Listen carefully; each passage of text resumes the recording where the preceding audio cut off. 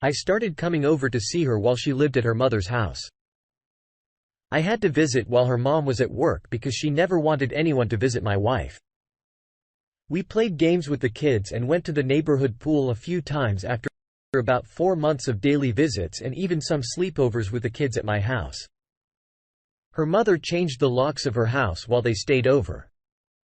She thought that since her daughter trusted me enough to bring the kids to my house, we knew each other well enough for her to move in.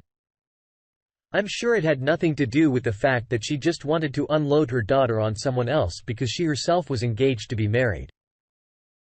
We had a great 2 months of living together until we found out from the landlord that there wasn't enough space for 3 children. I immediately started looking for new housing for my new family. 5. We searched for a while but couldn't find any houses that fit our budget. So I agreed to move in with her father, several states away. I was scared to move away from everything I knew for the past 10 years. For a woman, I didn't know I should have kicked her out right then. But I decided she was worth taking the leap for. I was used to being married and committed to someone. I wanted children and I cared for the 3 of them. That's why I came home from work and found out that she was still talking to her youngest father. She swore that it was about visiting the child, only nothing between them. But she was planning to meet him so he could at least say goodbye to his child if we were moving so far away. She asked if we were moving like she wasn't even sure it was happening. Despite all the packing and boxes in my house, she was on her phone more than usual and I just knew this was more than what she was saying. We got into a fight about it. So she left with the kids for a while. I went out drinking and I wondered if this was the right thing to do. I got home late and she still wasn't back. I started to worry because I really did care about her and I was never a father, but I could imagine a dad should have every right to say goodbye to his child. I was more worried that there was more going on between my new girlfriend who I was risking everything I had for and the kid's father. My worries were becoming more real when she didn't come home until the next morning. It was very strange because she didn't get back until I was at work. One of the last days before moving, when I got home, she acted like everything was fine and it was such a relief to see me. It was a relief to see her too because I got used to her presence. Everything was good until we laid down in bed together. Then her heart was pounding, so loud I could hear it. I asked her what was going on and she broke down. She said she slept with her kid's father again. I jumped out of bed and started screaming. I knew this was going to happen. This was why I didn't want her to go and we had a fight about it. It was 12 a.m. when I kicked her out with her 3 kids. They went back to her mom's house but she wouldn't let them in. So I bought her a hotel room for her and the kids before they drove 10 hours. The next day, she called me so many times begging me to answer the phone and give her another chance. She said she loved me and never meant to sleep with him. She knew it was the last and only time she was ever going to sleep with another man besides me. I told her she was wrong because I would never have her again. I have no idea where she is today, but I know I lucked out. I was willing to give her my heart and provide for her and her children, but it wasn't enough for her to remain loyal to me and respect my wishes. I believe I'll find a woman that knows how to turn down a man's advances out of love and dedication to me. I am so sorry. This woman betrayed your kindness, generosity and commitment. For one more night with her ex, it shows how immature and mindless she was for failing to think of you or her kids or any of the consequences of it. It sounds like her mother was heartless but familiar with her daughter's poor decision-making. Having 3 kids and an abusive marriage should have caused your ex to think through the long-term effects of her actions. She should have put herself last with her children and you coming first. Sometimes we all have to go through massive tragic mistakes to realize what we need to work on to better ourselves. We might not ever have the answers to our hardest questions until we suffer. The hardest thing to learn is probably that you don't matter very much. Whatever you project or do is what matters. So focus on making that worthy and positive. No one should have to have many bad experiences with people anyways. That's enough for this story. Let's now get into our second story. For today, I was a single father living with my elderly mother. My girlfriend left me and our child to find herself. She enrolled in a school out of state and lived with a roommate. She didn't really give me any indication that we'd be getting back together in the future. She did say she'd want to be in her son's life. But that would be later. I was shocked and basically begged her not to leave or do this. I asked her if she could do classes online, but she said it was the freedom and experience she needed.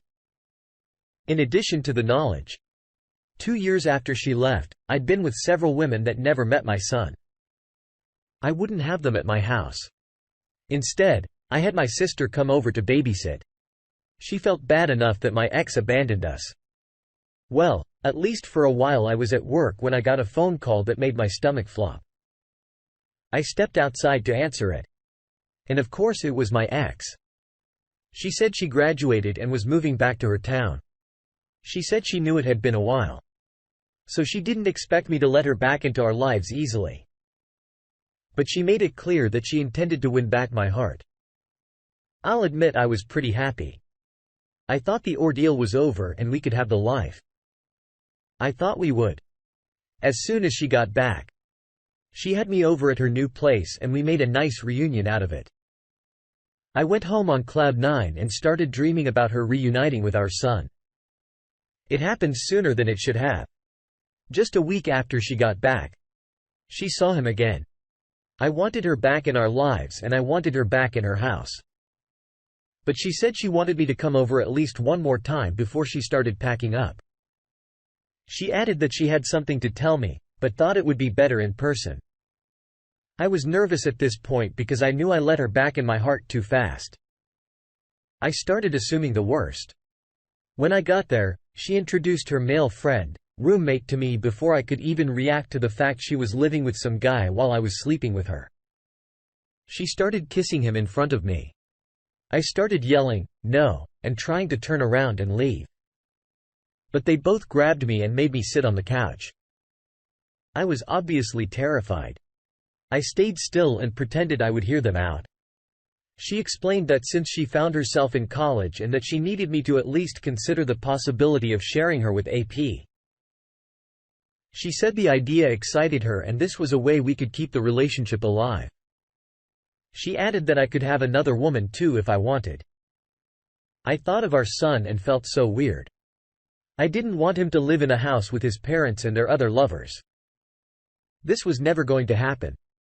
I knew we were done because she was living and sleeping with this guy without telling me. She purposely tried to get me into something I would never have agreed to if she told me about it beforehand. As soon as there was enough space between me and them, I bolted out the door. She yelled after me and even tried to grab me, but I was gone. I got back to my boy and gave him a huge hug. I called the police to report how she held me there and threatened to drug me if I didn't stay. I filed for custody of our son that very same week and 1 month later because my wife and AP were already broken up. So she had no permanent address or place for him to live. The police report might have helped my case. I think it was pretty obvious that he should continue to live with me. Visitation was scheduled, but she doesn't always show up because it makes her mad that I'm ordered to be present and that I don't fall for her emotional tricks. Plus every time she sees her son, she knows deep down that she messed up. I feel bad she's missing out on so much. Whenever she gets a job, child support will start coming out of her wages. I started dating again like I was before.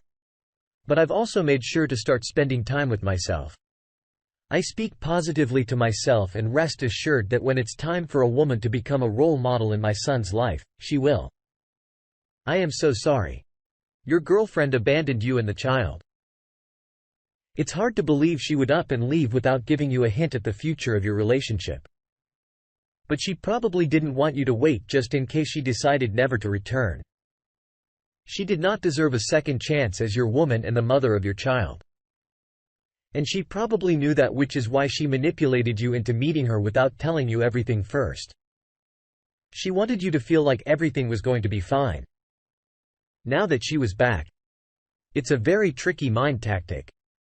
The fact that you unexpectedly lost her and expected a future together was another reason she was able to convince you so easily. She was willing to terrorize you to get her way, but you managed to get the heck out of there and never go back.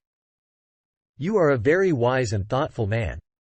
You put your child's well-being above your own emotions, which is precisely what all parents should be doing. It takes an adult to realize that their emotions don't have to rule their actions. Thank you for sharing your story. Thank you all for taking the time to listen to today's stories. If you enjoyed listening, please feel free to like and subscribe, if you haven't already. Also comment below with your thoughts on what happened. If there is a story you would like to share with me about your own situation or someone else's, then please do not hesitate to contact me.